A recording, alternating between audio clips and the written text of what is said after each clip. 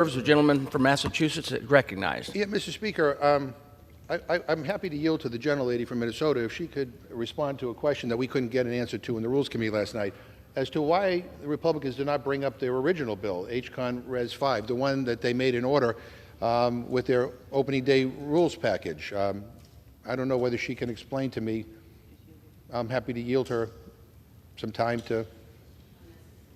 I mean, the silence is deafening, Mr. Speaker. I mean, because the question that we asked in the Rules Committee last night that nobody could answer is, in their original bill, we honored our entire nation's law enforcement, including the Capitol Police, who protected us on January 6th.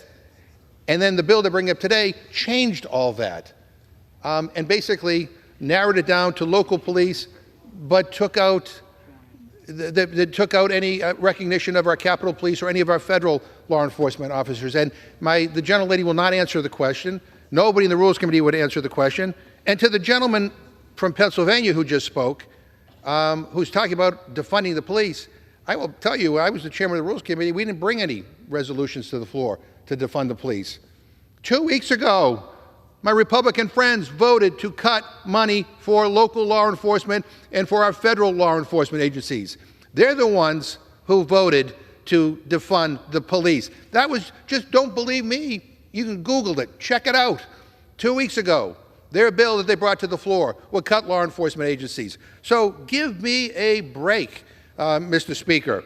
Again, the idea that my Republican friends made a conscious decision to remove the Capitol Police from a resolution honoring our nation's police is beyond the pale. Mr. Speaker, I ask unanimous consent to insert into the record a letter from the Department of Justice regarding the cuts proposed within the Republicans' debt limit bill.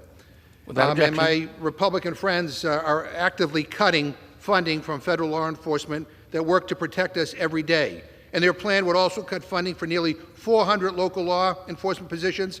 I mean, Republicans cannot be serious about supporting law enforcement when they are actively using their majority to defund them.